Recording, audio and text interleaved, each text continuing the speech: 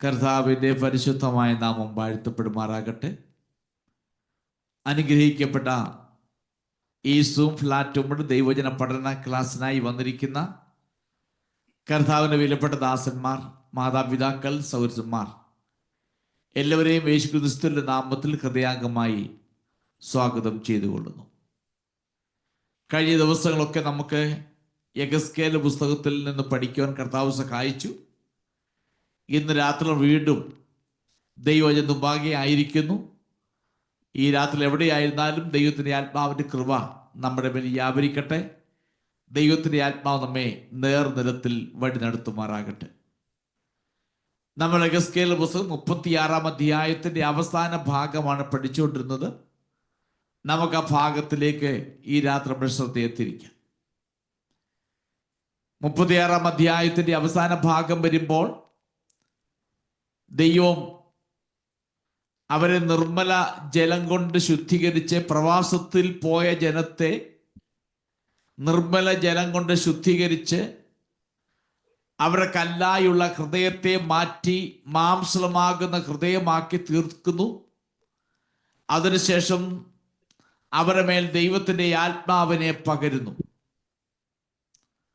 തുടർന്ന് ദൈവം അവരെ നഷ്ടപ്പെട്ടു പോയ രാജ്യത്തേക്ക്, അവർ സ്വദേശത്തേക്ക് മടക്കിക്കൊണ്ട് വരാൻ ആഗ്രഹിക്കുമ്പോൾ ആ സ്വദേശത്തുള്ള മണ്ണിനെ ഒരു പരിവർത്തനം സംഭവിച്ച് ധാരാളം ഫലപുഷ്ടിയുള്ള ഒരു ദേശമാക്കി തീർക്കുമെന്ന് ദൈവം വാഗ്ദത്തം ചെയ്യുകയാണ്. ദൈവം പറയുന്നു, ഞാൻ അതിനെ ഫലപുഷ്ടിയുള്ളതാക്കി തീർക്കും. ദൈവം തൻ്റെ ജനവുമായി ചെയ്ത ഉടമ്പടിയിലൂടെ വീണ്ടും അവരെ ശുദ്ധീകരിച്ച് അവർക്ക് നിർമ്മലമായൊരു ഹൃദയം സൃഷ്ടിച്ച് അവരുടെ ഉള്ളിൽ ആത്മാവിനെ പകർന്ന് അവരെ നഷ്ടപ്പെട്ട സ്ഥലത്തേക്ക് മടക്കിക്കൊണ്ടുവരും എന്ന് പറയുന്നു. വീണ്ടും കാണുവാൻ കഴിയുന്നുണ്ട്, എൻ്റെ ചട്ടങ്ങളിൽ നടക്കുവാൻ ഞാൻ അവരെ പ്രേരിപ്പിക്കും. ദൈവത്തിൻ്റെ വചനം പ്രമാണിച്ച് ജീവിക്കുവാൻ ഞാൻ അവരെ സഹായിക്കുകയും പ്രേരിപ്പിക്കുകയും ചെയ്യുമെന്ന് ദൈവത്തിൻ്റെ വചനത്തിൽ കാണുന്നുണ്ട്. നമുക്കതിനോട് മനസ്സിലാക്കാൻ കഴിയുന്നത്, പുതിയ നിയമത്തിലേക്ക് വരുമ്പോൾ ദൈവത്തിൻ്റെ പരിശുദ്ധാത്മാവിനെ കുറിച്ച് ഇപ്പോൾ പറയും ഇങ്ങനെയാണ്: സത്യത്തിൻ്റെ ആത്മാവ് നിങ്ങളുടെ മേൽ വരുമ്പോൾ അവൻ നിങ്ങളെ സകല സത്യത്തിലും വഴി നടത്തുമെന്ന്. അപ്പോൾ അവിടെ പറഞ്ഞതായ പ്രവചനം പുതിയ നിയമത്തിലേക്ക് വരുമ്പോൾ അത് നിവർത്തിക്കപ്പെട്ടു. എന്നാൽ ഇസ്രായേലിനോടുള്ള ബന്ധത്തിൽ അത് പൂർണ്ണമായും നിവർത്തിക്കപ്പെട്ടിട്ടില്ല. അത് നിവർത്തിക്കപ്പെടുവാൻ ഭാഗികമായി നിവർത്തിക്കപ്പെട്ടു, എന്നാൽ പൂർണ്ണമായി നിവർത്തിക്കപ്പെട്ടിട്ടില്ല. എന്നാൽ പുതിയ നിയമ സഭയോടുള്ള ബന്ധത്തിൽ അത് നിവർത്തിക്കപ്പെട്ടു. ദൈവം തന്റെ പരിശുദ്ധാത്മാവിനെ തൻ്റെ ജനത്തിന്മേൽ പകർന്നു. ആ പരിശുദ്ധാത്മാവാണ് സഭയെ ഒരുക്കിക്കൊണ്ടിരിക്കുന്നു. ആ നീതിയെക്കുറിച്ചും ന്യായവിധിയെക്കുറിച്ചും ജനത്തിന് ബോധം വരുത്തി ചട്ടങ്ങളിൽ ദൈവം നടത്തുന്നു. ഈ നിലകളിലേക്ക് തന്റെ സഭയെ ദൈവം നടത്തുമ്പോൾ യെഹെസ്കേൽ പ്രവാചകൻ മുഖാന്തരം അരുളി ചെയ്ത ഈ വചനം ഇസ്രായേലിനോടുള്ള ബന്ധത്തിൽ പൂർണ്ണമായി നിവർത്തിക്കപ്പെട്ടിട്ടില്ല. ഇനിയും അവരിൽ അത് നിവർത്തിക്കപ്പെടും എന്ന് നമുക്ക് മനസ്സിലാക്കാൻ കഴിയുന്നുണ്ട്. മറ്റൊന്ന്, അവരുടെ ഫലപുഷ്ടമാകുന്ന സ്ഥലത്തേക്ക് ദൈവം കൊണ്ടുവരും എന്ന് നമ്മൾ കണ്ടു. ഇത്രയും ഭാഗമാണ് നമ്മൾ പഠിച്ചു നിർത്തിയത്. നമുക്കിനി അതിൽ 33 മുതൽ 36 വരെ ഭാഗങ്ങൾ നമുക്കൊന്ന് ചിന്തിക്കാം. അതിൽ 33 മുതൽ ഉള്ള ഭാഗങ്ങൾ നോക്കുമ്പോൾ ദൈവം വീണ്ടും ഒരു ഉടമ്പടിയിലൂടെ വാഗ്ദത്തങ്ങളുടെ പ്രധാന ഘടകം ഇസ്രായേലിനെ അവരുടെ സ്വന്തം സ്ഥലത്തേക്ക് തിരിച്ചു കൊണ്ടുവരിക എന്നുള്ളതാണ്. കൂടാതെ ആ സ്വന്തം സ്ഥലത്തേക്ക് തിരികെ കൊണ്ടുവന്നിട്ട് ആ ദേശത്തിലുള്ള അനുഗ്രഹം അവരുടെ മേൽ ചൊരിയുകയും ആ ശൂന്യമായ ഭൂമി വീണ്ടും ഫലപുഷ്ടി ഉള്ളതായി തീരുകയും ജനവാസ യോഗ്യമാക്കി തീർക്കുകയും ചെയ്യുക എന്നുള്ളതാണ്. അതാണ് നമുക്ക് 33-ാം വാക്യത്തിലൊക്കെ കാണാൻ കഴിയുന്നത്. അതിന് 36 മുതലുള്ള വാക്യങ്ങൾ ഒന്ന് വായിച്ച്, 36 മുതൽ 38 വാക്യങ്ങൾ.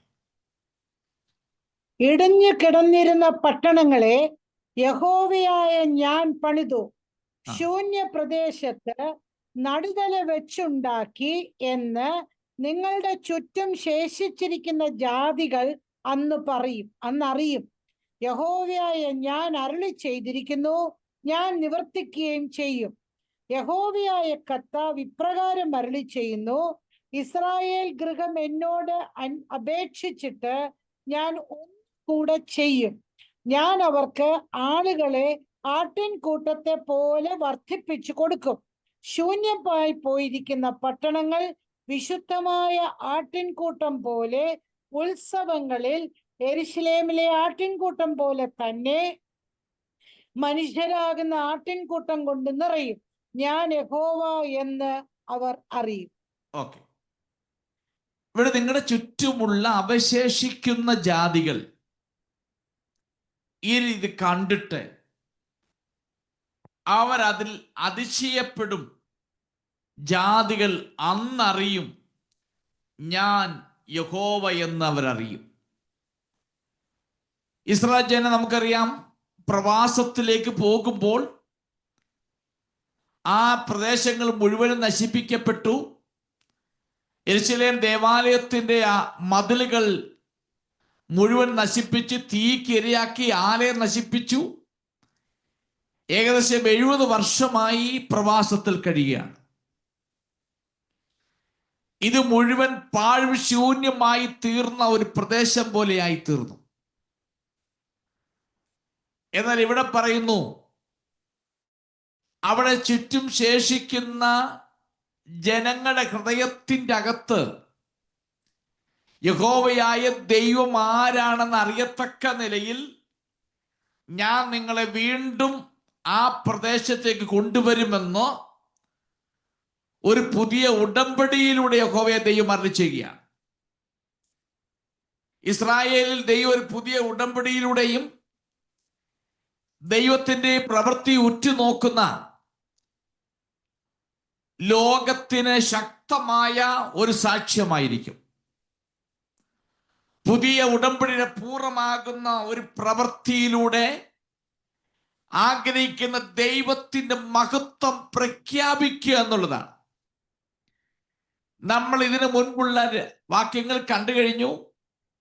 അവർ പ്രവാസത്തിലേക്ക് പോയി കഴിഞ്ഞപ്പോൾ പ്രവാസത്തിൽ ചെന്നിട്ട് യഹോവയുടെ വിശുദ്ധ നാമത്തെ അവർ അശുദ്ധമാക്കി.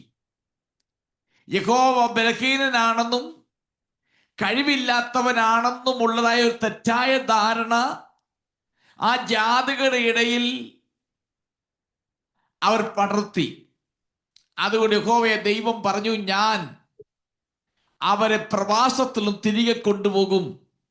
ഞാൻ ഒരു ലോക്കൽ മാത്രം ഒതുങ്ങുന്നവനല്ല, എൻ്റെ ശക്തി പരമാധികാരം ലോകത്തിന് മുമ്പിൽ കാണിച്ചു കൊടുക്കുമെന്ന് പറഞ്ഞത് യഹോവ ദൈവം ഇവിടെ വീണ്ടും പറയുന്നു, നിങ്ങളുടെ ചുറ്റുമുള്ള ജാതികൾ കാണത്തക്ക നിലയിൽ, അവർ പറയത്തക്ക നിലയിലേക്ക് ഞാൻ നിങ്ങളെ കൊണ്ടുപോകും.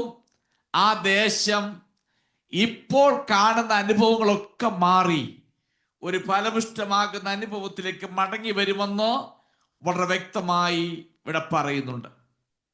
യഹോവയെ ഞാൻ അത് പറഞ്ഞു, അത് നിവർത്തിക്കുകയും ചെയ്യുമെന്ന് വളരെ വ്യക്തമായി പറയുന്നു. 36 അവസാന ഭാഗം പറയുന്നു, യഹോവയായി ഞാൻ അരുളി ചെയ്തിരിക്കുന്നു, ഞാൻ നിവർത്തിക്കുകയും ചെയ്യും. യഹോവയായ കർത്താവ് ഇപ്രകാരം അരുളി ചെയ്യുന്നു. എല്ലാ സംശയങ്ങളും നീക്കുന്നതിനും തൻ്റെ ജനത്തിന്റെ വിശ്വാസം ഉറപ്പിക്കുന്നതിനും വേണ്ടി ഈ വാഗ്ദത്തങ്ങളെ കുറിച്ച് യഹോവ ഒരു ഗൗരവമേറിയ നിലയിലാണ് ഈ ഭാഗം സത്യം ചെയ്യുന്നത്. ദൈവത്തിന് ഗൗരവമേറിയ ഒരു സത്യപ്രതിജ്ഞ പോലെയാണ്. ഞാനത് നിവർത്തിക്കും എന്ന് വളരെ വ്യക്തമായി പറയുകയാണ്. സാഹചര്യങ്ങൾ നോക്കുവാൻ നിവർത്തിക്കപ്പെടുവാനുള്ള സാധ്യതകളില്ല. കാരണം ആ കാലഘട്ടത്തിലും ഉയർന്നു നിൽക്കുന്ന ബാബിലോൺ സാമ്രാജ്യ ശക്തിയാണ്. അവരുടെ കയ്യിൽ നിന്ന് ഒരിക്കലും വീണ്ടും സ്വദേശത്തേക്ക് വന്ന് ഒരാലയം പണിയുവാനോ മതിൽ കെട്ടാനോ വീടുകൾ പണിയാനോ അല്ലെങ്കിൽ വീണ്ടും കൃഷികൾ ചെയ്യുവാനോ യഹൂദന്മാരെ സാധിക്കത്തില്ല. എന്നാൽ അതിന് നടുവിൽ യഹോവയാ ദൈവം ദൃഢപ്രതിജ്ഞയായി പറയുകയാണ്, ഞാനത് നിവർത്തിക്കുമെന്ന്. ഈ രാത്രിയിൽ നാം ഓർക്കേണ്ട ഒരു ഭാഗം, ദൈവം നമ്മളോട് പറയുന്ന കാര്യങ്ങൾ ദൈവം നിവർത്തിച്ചെടുക്കുവാൻ ശക്തനാണ്. അതുകൊണ്ട് ദൈവം ഇങ്ങനെ പറഞ്ഞു, വാക്തത്വങ്ങളിൽ വിശ്വസ്തൻ, വാക്തത്വം ചെയ്തവൻ മാറുകയില്ല. യഹോവയായ ദൈവം നമ്മോട് പറഞ്ഞ തന്റെ വചനത്തിലൂടെ നമുക്ക് നൽകിയിരിക്കുന്ന വാക്തത്വങ്ങൾ അത് നിവർത്തിക്കും.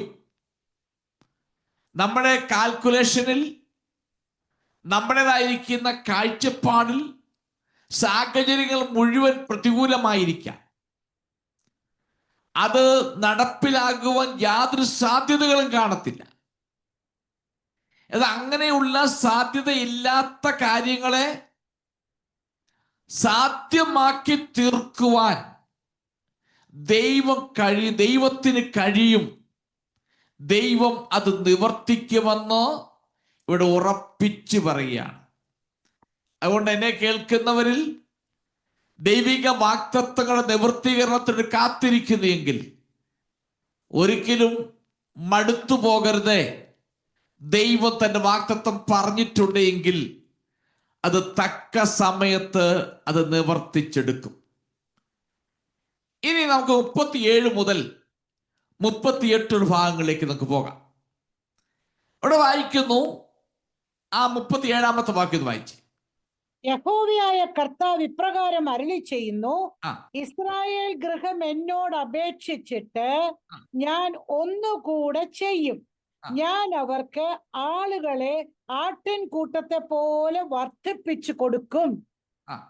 നോക്കി, ഇവിടെ പറയുന്നു, ഇസ്രായേൽ ജനം എന്നോട് അപേക്ഷിച്ചിട്ട് ഞാൻ അവർക്കത് കൊടുക്കും. എന്നാൽ യെഹെസ്കേൽ പ്രവചനം 20-ാം അധ്യായത്തിൽ നമ്മൾ പഠിച്ചിരുന്നു. അതിന് യെഹെസ്കേൽ പ്രവചനം 20:3 വായിച്ചേ. മനുഷ്യപുത്ര, നീ ഇസ്രായേൽ മൂപ്പന്മാരോട് സംസാരിച്ച് യഹോവയായ കർത്താവ് ഇപ്രകാരം അരുളി ചെയ്യുന്നു, നിങ്ങൾ എന്നോട് അരുളപ്പാട് ചോദിപ്പാൻ വന്നിരിക്കുന്നുവോ? നിങ്ങൾ എന്നോട് ചോദിച്ചാൽ എന്നാണ് ഞാൻ ഉത്തരം അരുളുകയില്ല എന്ന് യഹോവയായ കർത്താവിന്റെ അരുളപ്പാട് എന്ന് അവനോട് പറയണം. ഇവിടെ പറയുന്നു, ഞാൻ ഉത്തരം അരുളുകയില്ല എന്ന് 20-ാം അധ്യായത്തിൽ പറയുന്നു. 36-ാം അധ്യായത്തിന്റെ കൺക്ലൂഷൻ ഭാഗത്തെത്തിയപ്പോൾ, അതിന്റെ അവസാന ഭാഗത്തെത്തിയപ്പോൾ ദൈവം ഒരു ഉടമ്പടിയോടുകൂടെ വന്നിട്ട് പറയുകയാണ്, എന്റെ ജനം എന്നോട് അപേക്ഷിക്കും, ഞാനത് അനുവദിക്കുമെന്ന്. അപ്പോ ഒരു കാലത്ത് ദൈവം അവരെ ഹൃദയ കാഠിന്യത്തിന് ഏൽപ്പിച്ചു. അവർ ദൈവത്തോട് മത്സരിച്ചു. അവർ ദൈവത്തോട് അനുസരിക്കാതെ അവർ മ്ലേച്ഛ വിഗ്രഹങ്ങളെ സേവിച്ചു.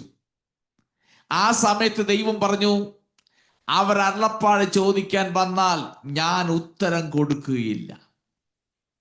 എന്നാൽ 36-ാം അധ്യായത്തിലേക്ക് വരുമ്പോൾ യഹോവയായ ദൈവം അവരെ നിർമ്മല ജലം തളിച്ച് ശുദ്ധീകരിച്ച് ഹൃദയത്തിൻ്റെ അകത്തെ മത്സരവും ആ ഹൃദയ കാഠിന്യമൊക്കെ മാറ്റി പുതിയ ഒരു ഹൃദയം സൃഷ്ടിച്ചപ്പോൾ ശേഷം അവർ ദൈവത്തിന് ചട്ടങ്ങളിൽ നടക്കുവാൻ തുടങ്ങി.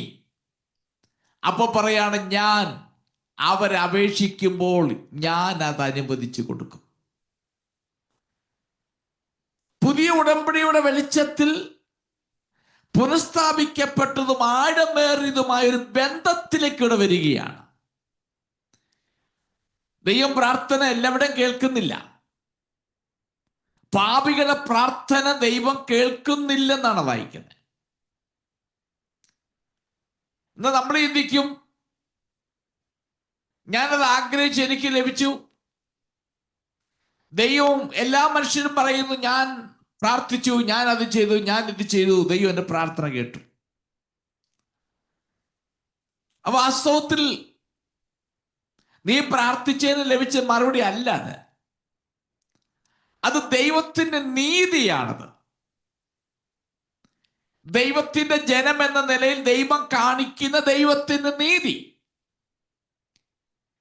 എന്നാൽ ദൈവത്തോടെ സന്നിധിയിൽ മടങ്ങി വന്നു ദൈവമായിട്ടൊരു നല്ല ബന്ധത്തിലായി തീർന്നു കഴിയുമ്പോൾ നീ അപേക്ഷിക്കുന്ന അപേക്ഷകൾക്കും പ്രാർത്ഥനയ്ക്കും ദൈവം മറുപടി തരും എന്നാണ് ഇവിടെ എടുത്തു പറയുന്നത്.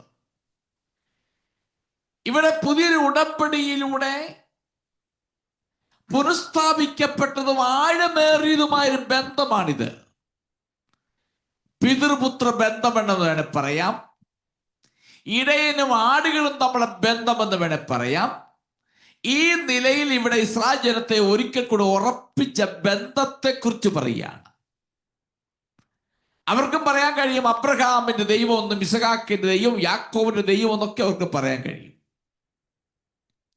അങ്ങനെയല്ല, അവരുടെ ദൈവം എന്ന് പറയത്തക്ക നിലയിലുള്ള ആ ബന്ധത്തിലേക്ക് ദൈവം നീങ്ങുകയാണ്. ഇസ്രായേലിലെ ഒരു പുതിയ ചലനാത്മകമാകുന്ന ഒരു പ്രാർത്ഥന, ആ പ്രാർത്ഥന അതിന്റെ യാഥാർത്ഥ്യത്തിലേക്ക് നീങ്ങുകയാണ്. ഇപ്പൊ ഒരു പുതിയൊരു ഉടമ്പടിയിലൂടെ അവരുമായിട്ടുള്ള ബന്ധം ആഴത്തിലുള്ളതാക്കി തീർക്കുന്നു. ഇനി മറ്റൊന്ന്, പുതിയ നിയമത്തിലേക്ക് വരുമ്പോൾ ഈ പുതിയ ഉടമ്പടിയുടെ കീഴിലുള്ള ഓരോ വിശ്വാസിക്കും ദൈവം ചില പദവികളും അവകാശങ്ങളും കൊടുത്തിട്ടുണ്ട്. എബ്രായ ലേഖനം 4:16 വാക്യമായി, ഹീബ്രു ചാപ്റ്റർ 4:16, കരുണ ലഭിപ്പാനും തൽസമയത്ത് സഹായത്തിനുള്ള കൃപ പ്രാപിപ്പാനുമായി നാം ധൈര്യത്തോടെ കൃപാസനത്തിന് അടുത്തു ചെല്ലുക. ഇത് നമുക്കുള്ളൊരു പദവിയാണത്. ഇത് നമ്മുടെ ജനത്തിന് ലഭിക്കുന്നൊരു അവകാശം. അപ്പോൾ പഴയ നിയമത്തിലുള്ള വിശ്വാസികൾ, പഴയ യഹൂദന്മാർ ഈ ഒരു അനുഭവത്തിലേക്ക് വരും എന്നാണ് ഇവിടെ യെഹെസ്കേൽ പറയുന്നത്. പുതിയ നിയമത്തിലേക്ക് വരുമ്പോൾ ദൈവം തന്റെ ജനത്തിന് കൊടുത്തിരിക്കുന്ന പദവിയാണ് തൽസമയത്ത് കരുണ ലഭിപ്പാൻ. നാം കൃപാസനത്തിന്റെ അടുക്കലോളം ചെല്ലാൻ ഉള്ളൊരു അവകാശം, ആ റൈറ്റ്, ആ ഒരു പദവി ദൈവം നമുക്ക് തന്നിരിക്കുകയാണ്. ആവശ്യമുള്ള സമയത്ത് സഹായം കണ്ടെത്തുന്നതിന് ധൈര്യത്തോട് കൃപയുടെ സിംഹാസനത്തിലേക്ക് അടുക്കൽ ചെല്ലുവാൻ. നാം പഴയത്തിലേക്ക് നോക്കുമ്പോൾ പഴയത് സമാഗമന കൂടാരമായാലും കൊള്ളാം, ആലയമായാലും കൊള്ളാം, അതിന് 3 പ്രധാന സ്ഥലങ്ങളുണ്ടായിരുന്നു. പ്രാകാരം, വിശുദ്ധ സ്ഥലം, അതിപരിശുദ്ധ സ്ഥലം. ഏത് വലിയ വിശ്വാസിക്കും പ്രാകാരം വരെ ചെല്ലാം, അതിനപ്പുറം പോകാനൊക്കത്തില്ല. പുരോഹിതന്മാർക്ക് വിശുദ്ധ സ്ഥലം വരെ ചെല്ലാം, അതിനപ്പുറം പോകാനൊക്കത്തില്ല. ആണ്ടിലൊരിക്കൽ ഹൈ പ്രീസ്റ്റിന്, മഹാപുരോഹിതന് പ്രത്യേകമാകുന്ന നിലയിൽ മാത്രം അവിടെ കയറി ചെല്ലാം. ആ നിർദ്ദേശിക്കപ്പെട്ട നിലയിലല്ല എങ്കിൽ ആ വ്യക്തിക്ക് അവിടെ കയറി ചെല്ലാൻ കഴിയത്തില്ല. അപ്പൊ ആ നിലയിലുള്ളതായ ഒരു ക്രമീകരണമായിരുന്നു കൃപാസനം വെച്ചിരുന്നത്. അതുകൊണ്ട് ഒരു വിശ്വാസിക്കും അകത്തോട്ട് കൃപാസനത്തിനടുത്ത് പോകാനുള്ള അധികാരമില്ലായിരുന്നു. പ്രാകാരം വരെ ചെല്ലാം, അതിന്റെ അപ്പുറത്തോട്ട് പോകുവാൻ ഒരധികാരവുമില്ല. എന്നാൽ പുതിയ നിയമത്തിലേക്ക് വരുമ്പോൾ യേശുക്രിസ്തുവിന്റെ കാൽവറി മരണത്തിലൂടെ യെരൂശലേം ദേവാലയത്തിന്റെ തിരശീല പരിശുദ്ധ സ്ഥലത്തെയും അതിപരിശുദ്ധ സ്ഥലത്തെ വേർതിരിച്ചു കൊണ്ടുവന്ന തിരശീല 4 ഇഞ്ച് കനമുള്ള നെയ്തുണ്ടാക്കിയ ചിത്രത്തൈലുള്ളതായ ആ കർട്ടൻ, ആ തിരശീല മുകൾ തൊട്ട് അടിയോളം 2ആയി ചീന്തപ്പെട്ട് കഴിഞ്ഞപ്പോൾ പ്രാകാരത്തിൽ നിൽക്കുന്ന വ്യക്തിക്ക് അകത്തിരിക്കുന്ന സിംഹാസനവും ആ സിംഹാസനത്തിലിരിക്കുന്ന കൃപാസനത്തെ കാണുവാനും നേരിട്ട് പ്രാർത്ഥിക്കുവാനും അവിടേക്കുള്ള പ്രവേശനം ലഭിച്ചു എന്നാണ് ദൈവത്തിന്റെ വചനം നമ്മെ പഠിപ്പിക്കുന്നത്. പഴയ വിശ്വാസികൾ, യഹൂദന്മാർ പ്രാകാരം കൊണ്ട് തൃപ്തിപ്പെട്ടു പോന്നു എങ്കിൽ പുതിയ നിയമത്തിലേക്ക് വരുമ്പോൾ ദൈവ മക്കൾക്ക് നൽകിയ അധികാരം ഏത് സമയവും തത്സമയം കരുണ ലഭിപ്പാൻ, സഹായം കണ്ടെത്തുന്നതിന് നമുക്ക് ധൈര്യത്തോട് കൃപാസനത്തിന്റെ അടുക്കൽ ചെല്ലുവാൻ കഴിയും. പഴയ നിയമത്തിൽ പുരോഹിതന്മാർക്കും മഹാപുരോഹിതന്മാർക്കും പോലും തോന്നുമ്പോ കയറി ചെല്ലുവാൻ കഴിവില്ലാത്ത ഒരവസ്ഥയിൽ അതാക്കി വെച്ചിരുന്നെങ്കിൽ പുതിയ നിയമത്തിലേക്ക് വരുമ്പോൾ ആ തടിച്ചുവർ, ആ തിരശീല 2ആയി ചീന്തപ്പെട്ടിട്ട് നമുക്ക് കൃപാസനത്തിലോട് ചെന്ന് പിതാവോട് പ്രാർത്ഥിക്കാനുള്ള അവസരം ദൈവം നമുക്ക് തന്നു. അതിനകത്ത് വർണ്ണവർഗ വ്യത്യാസം കൂടാതെ തന്നെ സത്യമായി അപേക്ഷിക്കുന്ന ഏവർക്കും, സത്യമായി അന്വേഷിക്കുന്ന ഏവർക്കും അവിടെ ചെന്ന് പ്രാർത്ഥിക്കുവാൻ, കരുണയ്ക്കായി പ്രാർത്ഥിക്കുവാൻ ഉള്ള അധികാരം ദൈവം തന്റെ ജനത്തിന് തന്നിരിക്കുന്നു. അതുകൊണ്ട് വാസ്തവത്തിൽ നമ്മൾ ഭാഗ്യശാലികളാണ്. ജാതികൾ അറിയപ്പെടുന്ന നമ്മുടെ ജീവിതത്തിൽ യഹൂദന്മാരെന്ന് പറയപ്പെടുന്നവർക്ക് പോലും എത്തിച്ചേരാൻ കഴിയാത്ത സ്ഥാനത്തിലേക്ക് നമ്മളെ കൊണ്ടെത്തിച്ച ആ പദവിയിലേക്കും ആ അധികാരത്തിലേക്കും ആ അവകാശത്തിലേക്കും കൊണ്ടെത്തിച്ച ദൈവത്തിന്റെ മഹാസ്നേഹം, കരുണ നാം ഓർത്ത് സ്തോത്രം ചെയ്യുവാൻ നമ്മൾ ബാധ്യസ്ഥരാണ്. ഇനി ഇവിടെ അവർക്ക് വേറൊരു വാഗ്ദത്തം കൊടുക്കുന്നു. ഒരു ആട്ടിൻകൂട്ടത്തെ പോലെ അവരെ വർദ്ധിപ്പിക്കുമെന്ന് പറയുന്നു. അത്ഭുതകരമാകുന്ന ഒരു ജനസംഖ്യ വർധനവിനെ കുറിച്ച് പറയുന്നു. ഒരു ന്യൂമറിക്കൽ ഗ്രോത്തിനെ കുറിച്ച് ഇവിടെ പറയുന്നു. ഇവിടെ എഗസ്കേൽ അതിന് നേട്ടത്തെ പ്രാർത്ഥനയ്ക്കുള്ള ഒരു മറുപടിയായിട്ടാണ് അതിനെ അവതരിപ്പിക്കുന്നത്.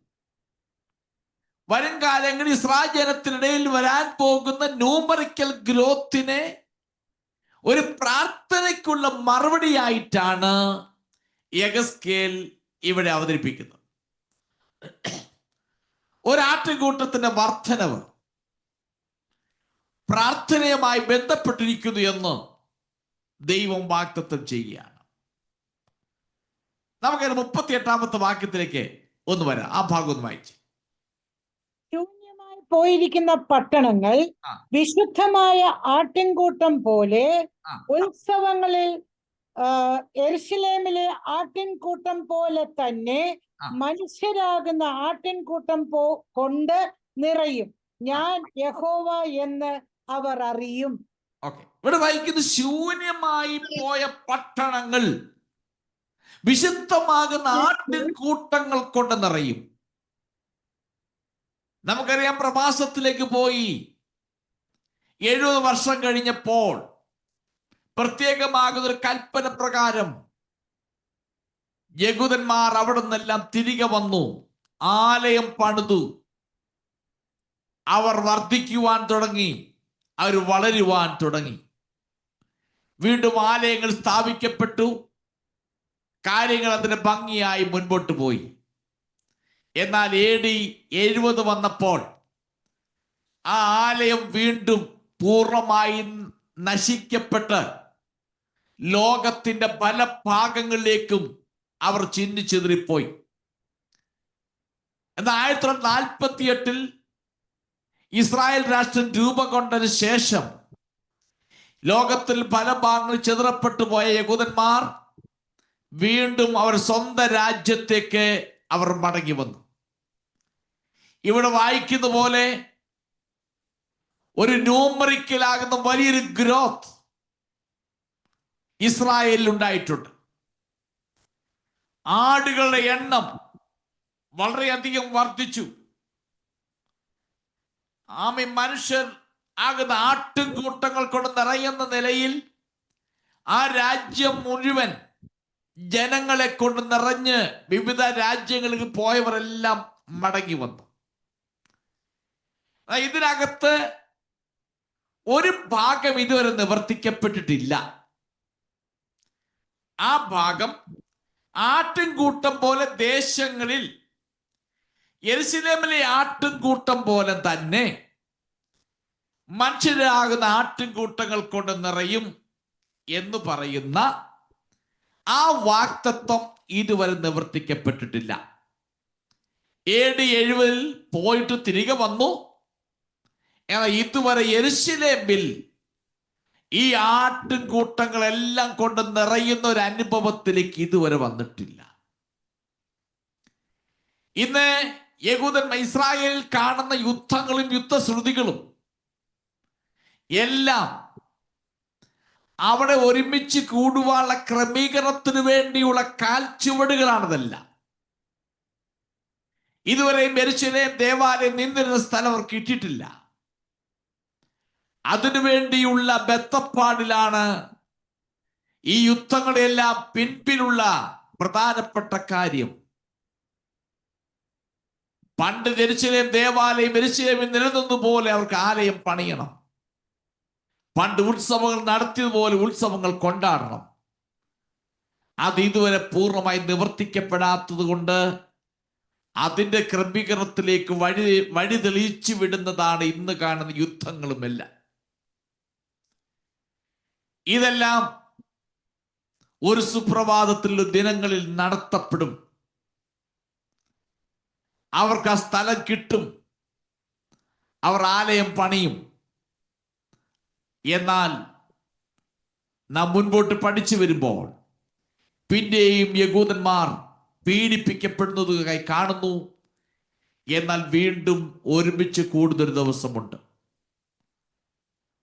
അതുകൊണ്ട് ഇത് നിവർത്തിക്കപ്പെടാത്ത ഭാഗമാണ് ഈ 38-ാമത്തെ വാക്യത്തിൽ പറയുന്നത്. അതിനുവേണ്ടിയുള്ള ഒരു കാൽവെപ്പിലേക്കും ആണ് ഇന്ന് കാണുന്ന ഇസ്രായേൽ കാണുന്ന ഓരോ ചലനങ്ങളും ഓരോ ഡെവലപ്മെന്റ്സും അതാണ് വിളിച്ചറിയിക്കുന്നത്. ഈ രാത്രിയിൽ ഞാൻ ഈ ഭാഗം പറഞ്ഞ് അവസാനിപ്പിക്കുമ്പോൾ നാം ഓർത്തിരിക്കേണ്ട വസ്തുത, വാഗ്ദത്തം ചെയ്തവൻ വിശ്വസ്തൻ, അവൻ തക്ക സമയത്ത് നിവർത്തിക്കും. മറ്റൊന്ന്, നമ്മുടെ കർത്താവുമായിട്ട് ആഴത്തിൽ നമുക്കൊരു ബന്ധമുണ്ടെങ്കിൽ നമ്മുടെ പ്രാർത്ഥനയുടെ ശബ്ദം അവൻ തള്ളിക്കളയുകയില്ല. അവൻ തൻ്റെ യാചനയ്ക്ക് മറുപടി നൽകും എന്ന് ഓർപ്പിച്ചുണർത്തുകയാണ്. തുടർന്ന് അവർ ജീവിതത്തിൽ നിവർത്തിക്കപ്പെടുവാൻ പോകുന്ന വലിയ ഒരു സുപ്രധാനമാകുന്ന അവസ്ഥയെക്കുറിച്ച് പറഞ്ഞാണ് ഈ അധ്യായം അവസാനിപ്പിക്കുന്നത്.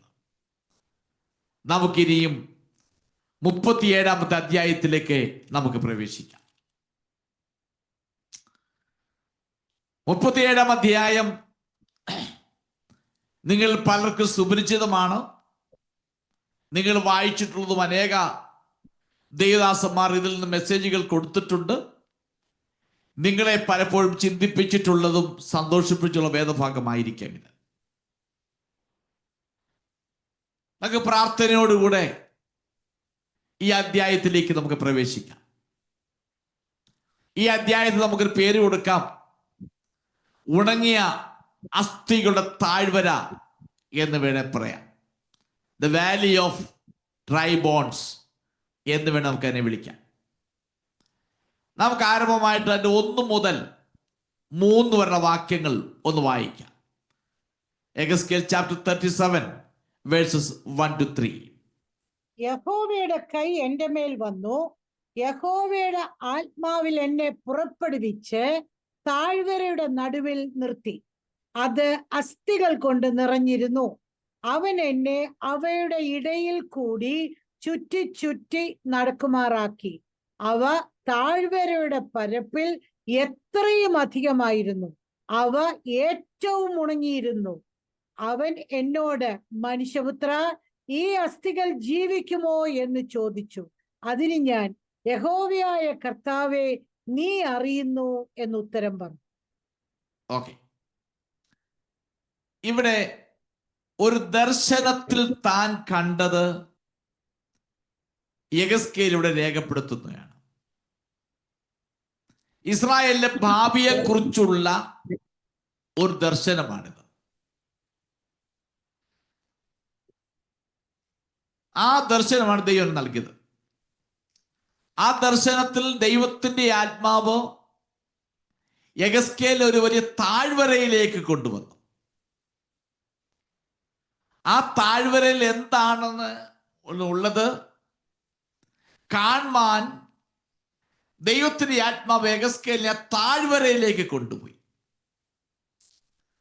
ആ കണ്ട കാഴ്ച താഴ്വരകൾ മുഴുവൻ അസ്ഥികൾ കൊണ്ട് നിറഞ്ഞിരിക്കുന്നതായി അവൻ കണ്ടു. ആ അസ്ഥികളെ കുറിച്ചുള്ള അവർ പ്രത്യേകത പറയുന്നു.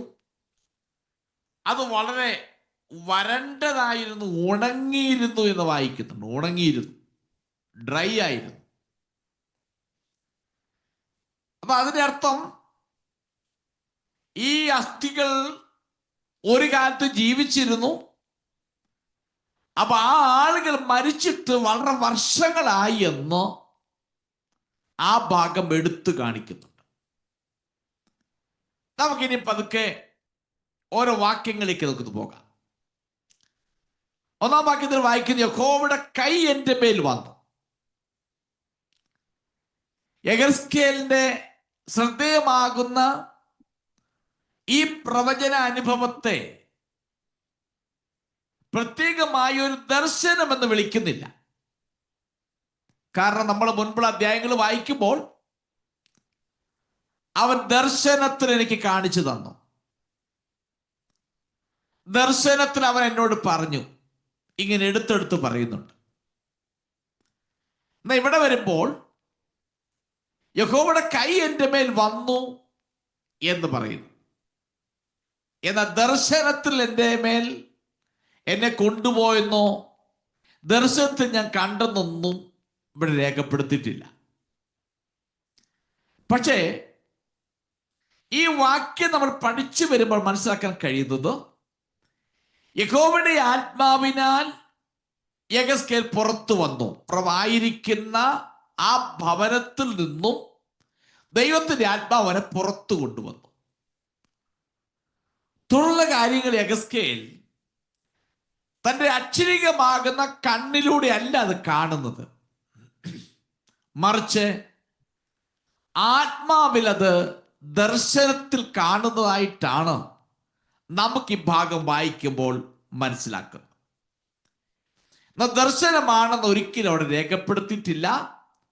ദൈവത്തിന്റെ ആത്മാവിന്റെ കൈ അവന്റെ മേൽ വന്നു, അവനെ ആത്മാവിൽ എന്നെ പുറപ്പെടുവിച്ച് താഴ്വര നടുവിൽ നിർത്തി എന്നെ ഇതെല്ലാം കാണിക്കുമാറാക്കി എന്ന് പറഞ്ഞാണ് ഭാഗം മുന്നോട്ട് പോകുന്നത്. ഇനി കർത്താവിന്റെ കൈ എന്നതിനെ കുറിച്ചുള്ളതായ ഒരു പരാമർശം പ്രവചനപരമായി നമ്മൾ നോക്കുമ്പോൾ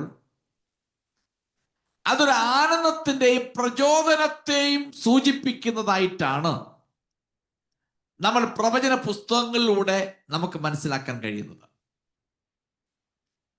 യോഹന്നാൻ സ്നാപകൻ പത്മോസ് ദ്വീപിൽ ഏകനായി കിടക്കുമ്പോഴും യഹോവയുടെ കൈ അവന്റെ മേൽ വെച്ചു എന്ന് വായിക്കുന്നുണ്ട്. പ്രവാചകന്മാരുടെ ബന്ധത്തിലും അവന്റെ കൈ എൻ്റെ മേൽ വന്നു എന്ന് പലയിടത്തും വായിക്കുന്നുണ്ട്. അപ്പൊ അത് മൊത്തത്തിലൊരു ആനന്ദവും ഒരു പ്രചോദനത്തെയും സൂചിപ്പിക്കുന്നുണ്ട്.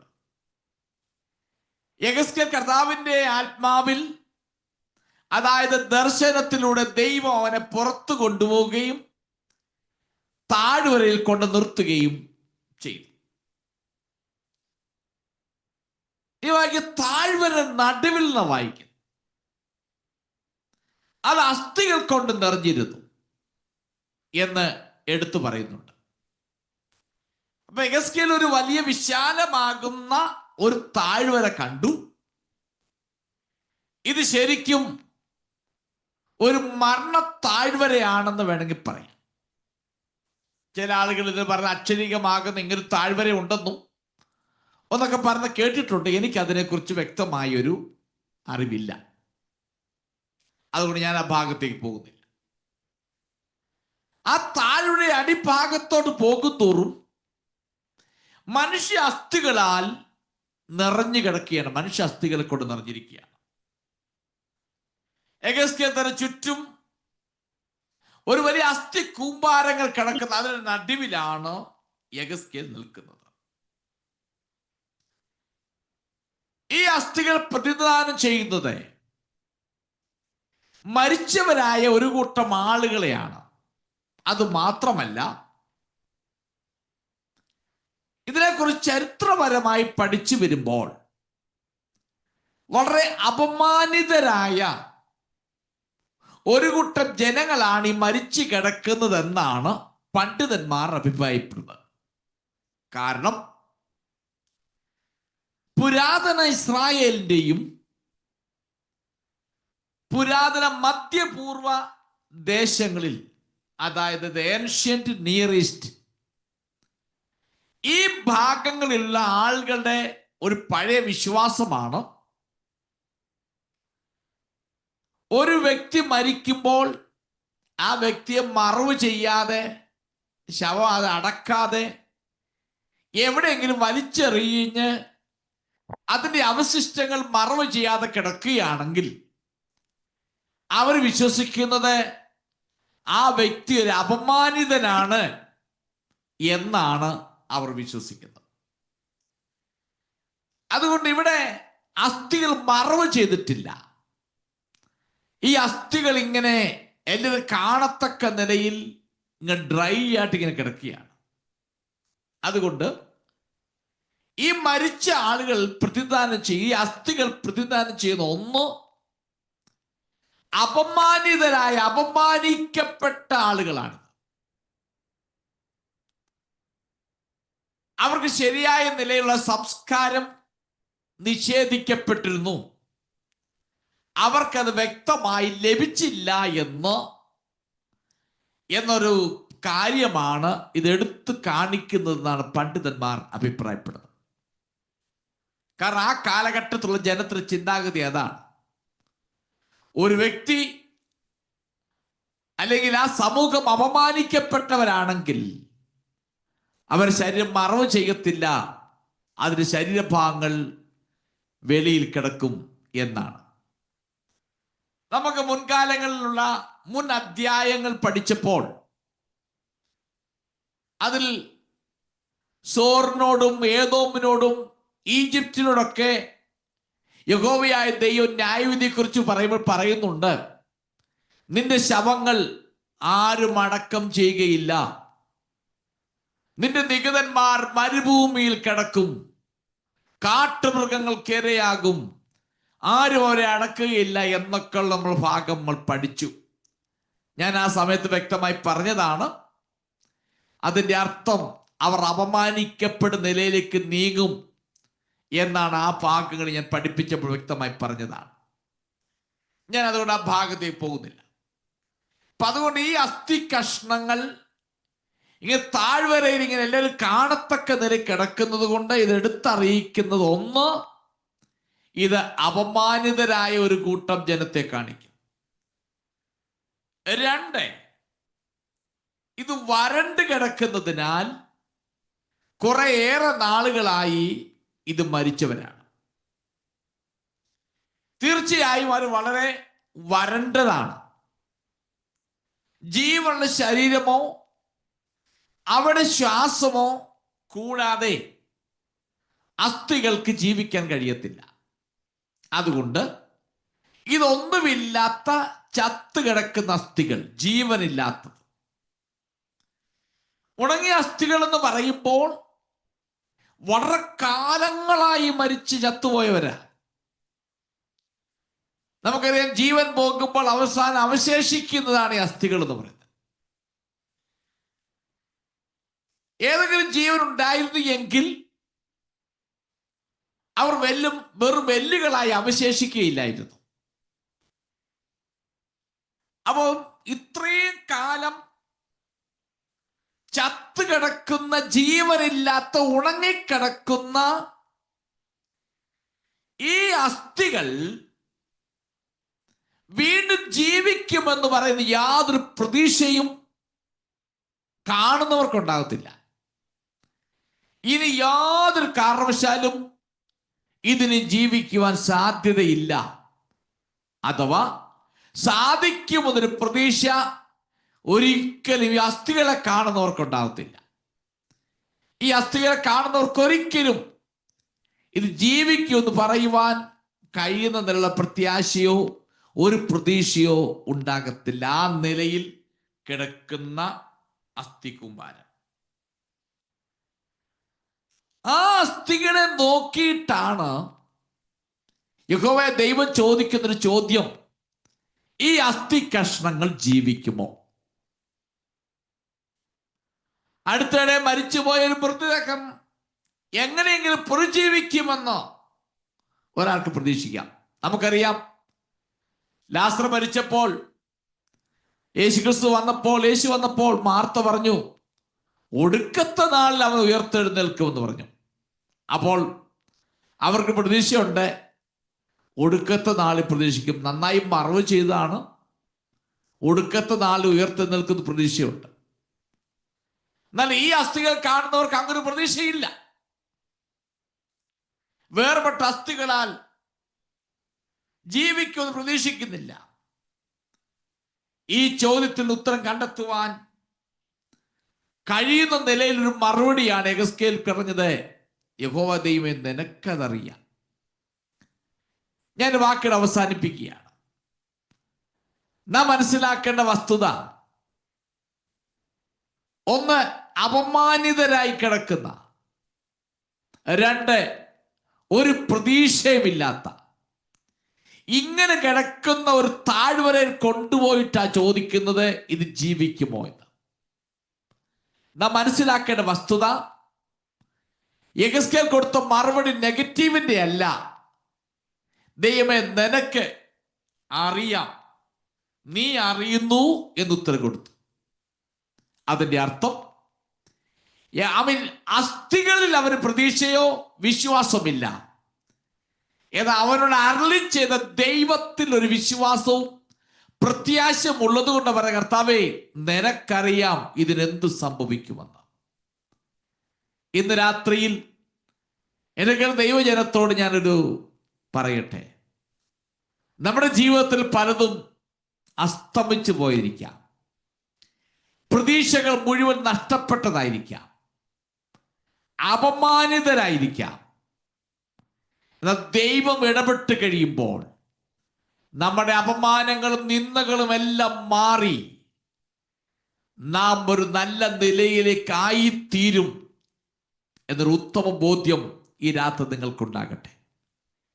എത്ര ഉണങ്ങിപ്പോയതായാലും, ജീവൻ ഒട്ടുമില്ലാത്തതായാലും, ഒരു ദിവസം ദൈവത്തിന്റെ വാക്കിന്റെ മുൻപിൽ, ദൈവത്തിന്റെ പ്രവൃത്തിയുടെ മുൻപിൽ അത് ജീവിപ്പിക്കപ്പെടും എന്ന് നമുക്ക് പൂർണ്ണമായും വിശ്വസിക്കാം.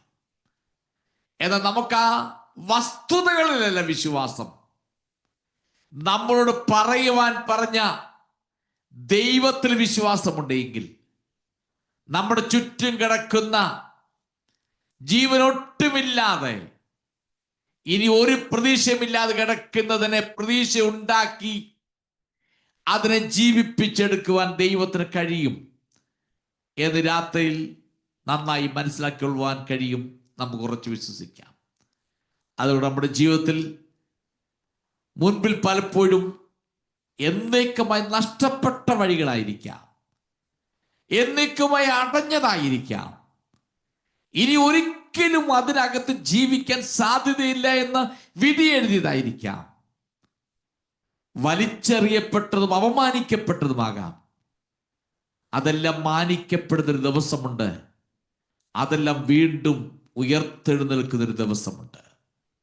നമ്മുടെ മുൻപിൽ ആ പ്രതീക്ഷയുടെ പ്രത്യാശയും കൂടെ ഞാൻ വാക്കുകൾ അവസാനിപ്പിക്കുന്നു. ദൈവം നിങ്ങളെല്ലാവരെയും അനുഗ്രഹിക്കുമാറാകട്ടെ.